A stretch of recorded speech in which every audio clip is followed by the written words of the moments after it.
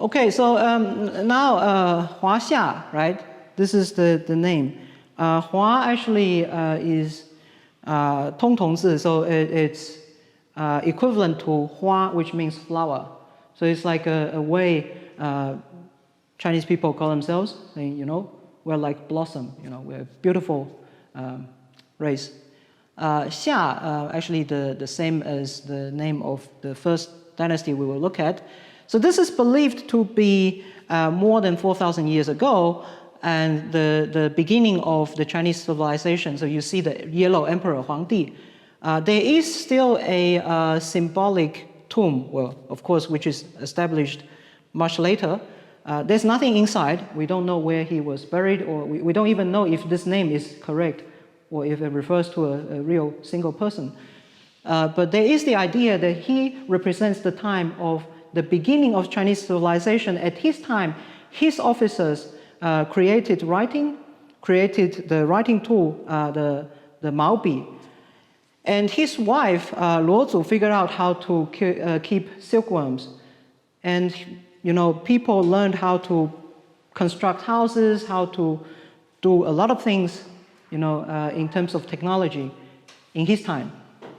And there's also another name, the Yandi, Flame Emperor.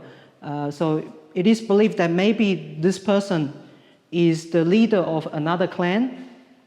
He figured out how to use fire, or maybe, in fact, he figured out how to use fire applying to agriculture.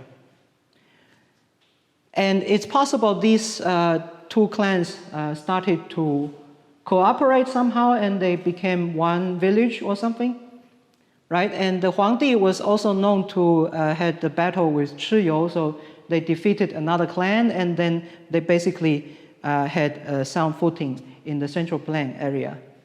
This is the beginning of Chinese history or Chinese civilization. This is beginning, you know, as people believe to be China. All right, then we have come to the three dynasties, commonly called Xia, Shang, Zhou. And these are really old, of course, and Xiachao here is still pretty much unknown. So we know that people in here, Shangchao, they consider this to be a real place. Like there was this time and place where there was this government and those people. So it's likely that these people have the right information. But we don't know so much about it because from the archaeological findings, we cannot really find clear correspondence to this. We have some writing from later times saying, we know there's this time. And we have findings which like, okay, it's not clear if it's that or whatever. So it remains mostly a legend. But here, we know it's a real time and place. There is the 𝐲𝐸𝐻 writing on the turtle shell. And this is the earliest form of Chinese writing that we know today. They write on the turtle shell, and maybe they throw this into fire. They're used in basically worshipping or some ritual, trying to talk to the spirits or talk to the ancestors. So here we know that traditionally, Chinese people believe the existence of some kind of spiritual form beyond the living body. So they believe you can talk to the ancestors or the families that already died. If you perform those rituals, they can tell you how they're doing or something is happening. They can give you suggestions. So you can see these things preserved, and they were exactly for this purpose. Next one. And we also find the vessels like this. These are called ding. These are, well, generally speaking, these are tools for cooking. So these are pots made of bronze. Of course, it's already rusty, but you know, when it was new, it should be shiny. So here you see the part from Shang period and also the 𝐮𝐲 period. This one actually has a lot of writing on it, carved into the metal. These are not only used for cooking, of course, because they are also things that, representing authority. So there are special things used by the government or by the priests, and they represent the authority to talk to heaven or to talk to ancestors, or the authority to rule the people, to take care of the country. Yeah, next one. If we look at the writings more closely, you can recognize actually a lot of similarity with writing today. So, the character referring to a person or human with two legs, and, from that time it was already written like this, more or less. A lot of them. The field or the farming ground is exactly the shape of the farming ground. And rain is water dropping from the cloud. Mountain, like this shape. The moon is curved. The sun is like a circle. Water is river flowing. Fire, the flame. And you can actually see astonishing similarities, and we still have this culture. It's a continuation from those times. Okay, so now we talk about specifically the three dynasties. So from the time of Huangdi, the Yellow Emperor, they were considered to be later on the five ancient emperors. And then there's the transition into what we call the dynasties. So there was the ancient kings 𝐮𝐤 and Shrin. At that time, they were leaders of the clan, basically, that take care of the people.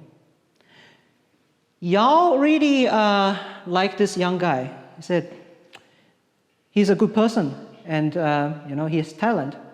I want the position to be given to him. Shun didn't want to accept it, so he ran away. But when the old king passed away, people came to him. Right? He ran away and said, "Oh no, I don't want to be the leader. You can ask the son of the old king." But people chose to support him, so they followed the suggestion by the old king, saying, "This guy will be the new leader." People go to him when they have problems, and when they need to do something, they discuss with the king. He became the king.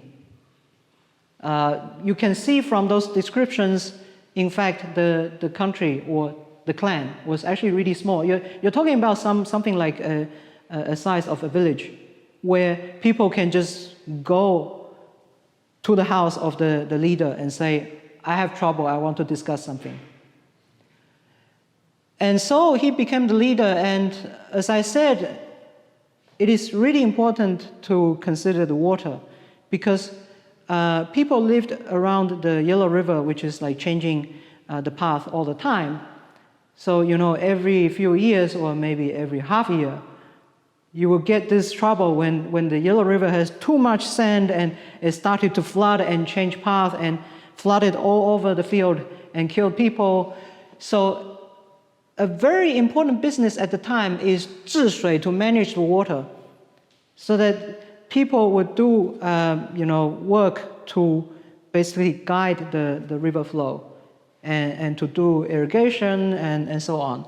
And Yu is such a character, so he is like a very important figure in doing this kind of engineering.